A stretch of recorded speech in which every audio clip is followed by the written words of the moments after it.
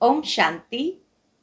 श्राद्ध के समय में जो तर्पण किया जाता है, अर्पण किया जाता है, ब्रह्मा भोजन खिलाया जाता है, इसका भी विशेष महत्व है।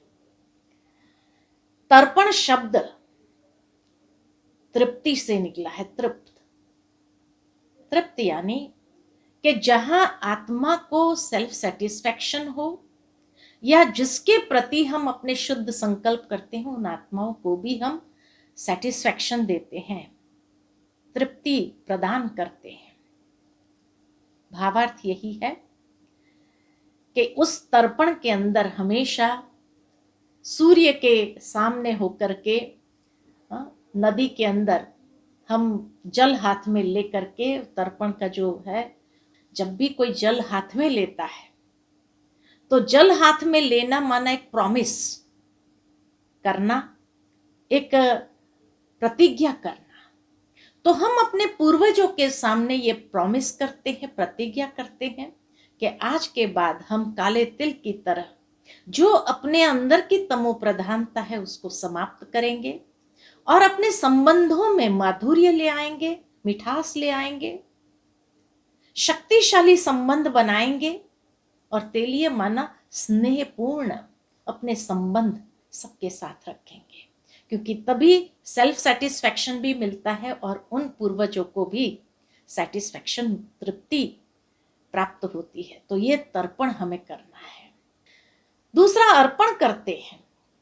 और अर्पण क्या करते हैं तो कहा जाता है कि जो हमारे पूर्वजों को या हमारे माता पिता को जो चीज पसंद थी वो खास भोजन तैयार करवाते हैं और वो अर्पण करते हैं। किसको अर्पण करते हैं तो कहा जाता है कि कौवा, कुत्ता और गाय को अर्पण करते हैं।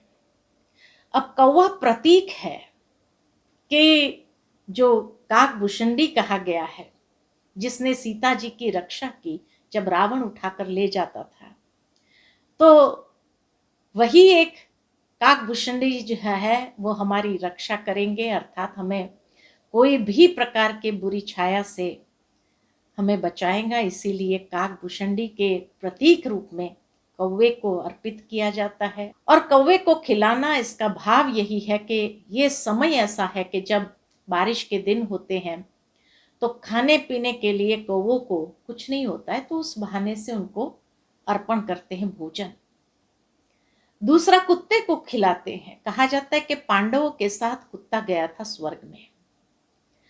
कुत्ता प्रतीक है वफादारी का, अर्थात हम अपने पूर्वजों को भी ये आश्वासन देते हैं कि हम हमेशा आपके प्रति वो वफादारी रखेंगे, हम अपने कर्म के प्रति वफादार होंगे, अपने जो धर्म है उसके प्रति वफादार रहेंगे। और तीसरा, गाय को खिलाते हैं। गाय, कहा जाता है कि गाय के अंदर 33 कोटि देवताएं वास करते हैं, अर्थात गाय को खिलाना माना जैसे हम सारे देवताओं को खिला देते हैं, तो ये अर्पण किया जाता है। तीसरा है ब्रह्मा भोजन। ब्रह्मा भोजन उसको कहा जाता है जो परमात्मा की याद में भोजन बनाया गया हो और परमात्मा की याद में उसको परोसा गया हो, और जो स्वीकार करने वाले हैं वो भी ब्राह्मण, और ब्राह्मण भी द्विज, अर्थात जिसका दूसरा जन्म, एक अलौकिक जन्म हुआ है, ऐसे ब्राह्मणों को जब उसको स्वीकार कराते हैं तो वो परमात्मा की याद में उस भोजन को स्वीकार करके तृप्ति का अनुभव करते, अर्थात आशीर्वाद देते हैं।